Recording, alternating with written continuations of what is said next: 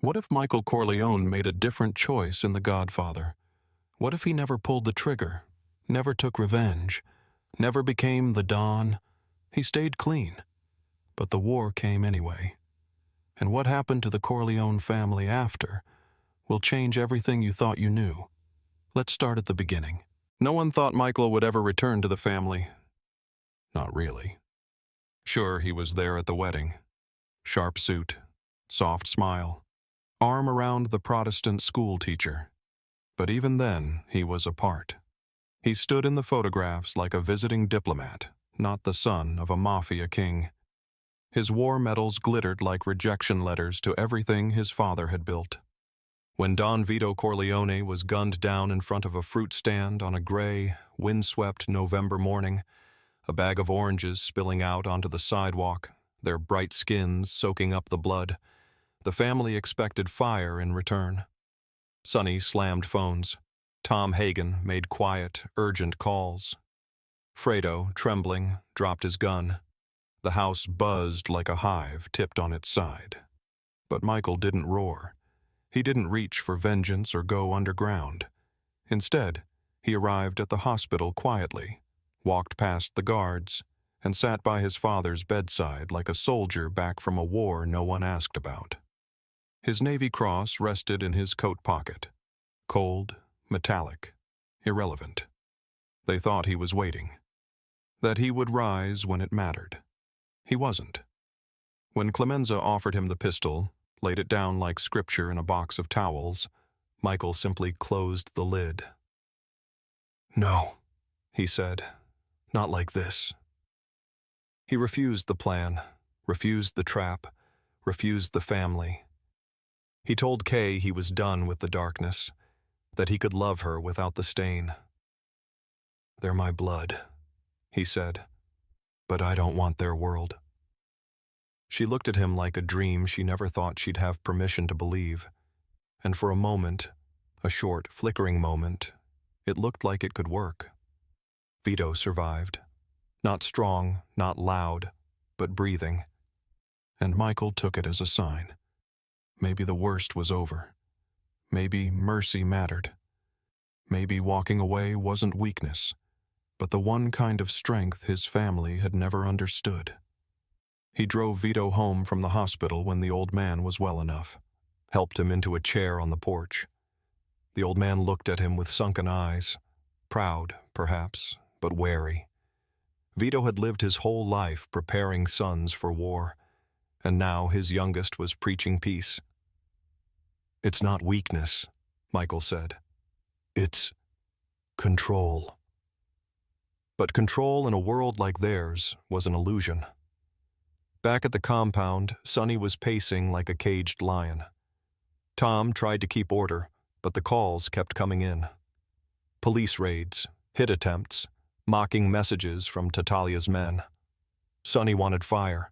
He wanted blood, and he didn't understand how his brother, the same one who'd risked his life in Europe, could stomach doing nothing now. "You're not just letting them take Pop's life," Sonny barked. "You're handing them our name. Our power." But Michael had already made his choice. No gun, no Sicily, no retribution. He wouldn't become them. He didn't realize that choice would destroy them anyway. Without Michael, there was no restraint, no break, no whisper of caution in the storm. Sonny Corleone seized control like a man already halfway to war, and the world around him lit up in kind. He didn't sit at the table. He flipped it. The kind of hot-blooded dominance that made enemies flinch, and allies flinch harder. It wasn't strategy. It was vengeance with a pulse. Within weeks, the Corleone family's careful network of influence, built over decades by Vito's quiet diplomacy and respect, began to unravel. Deals that once closed with handshakes now ended with fists, or worse. Nightclubs once protected turned into bullet-riddled crime scenes. Rumors that used to be handled with backroom words were now answered with car bombs and gunfire in broad daylight. Sonny didn't care. He saw his father's blood on the pavement every time he closed his eyes. When Carlo Rizzi, his brother-in-law, hit Connie during one of his drunken rages, Sonny didn't wait. He found Carlo in the driveway, dragged him by the collar into the street, and beat him within an inch of his life. "You touch her again," he said through gritted teeth, "and they won't find the body." The next day, Bruno Tattaglia was gone. Just gone. No body, no warning, only a message. The Tattaglias responded with silence, but Barzini didn't. A bomb outside his nightclub leveled 2 parked cars and killed a pair of civilians. A bartender and his teenage nephew. It made the papers, it made the headlines, and it made the 5 families nervous, so they gathered. Men in suits, smiles made of steel, words like peace and understanding thrown into the air like confetti at a funeral. Vito wasn't present. He was still recovering, walking slowly with a cane, speaking even slower. Tom Hagen went in his place. Sonny refused to go. "There's nothing to talk about," he said. "You don't make peace with people who try to kill your father." Tom tried to be the voice of the Don. He repeated his words faithfully. Diplomacy, protection, legacy, but Sonny laughed at it. To him, the only legacy that mattered now was survival, by any means. Michael watched it all unfold from a wooden porch in New Hampshire. He'd moved there with Kay, started teaching part-time at a community college, wore corduroy blazers, spoke to students about the rise and fall of empires, pretended the one he came from wasn't burning alive in real time. Every few weeks, an envelope arrived from New York. Clippings from the Daily News, letters from Tom, sometimes a photo with a face scratched out. And once, Tom arrived in person. He looked older, exhausted. "We're losing everything," he told Michael over coffee in a diner with 2 bright lights. "Sonny's not careful. He's not smart. He's angry. We need someone who thinks, someone who doesn't act from pride." Michael sipped in silence. "If I come back now," he said finally, "I'm no better than Sonny. I'd just be another one of you." Tom said nothing, just nodded slowly.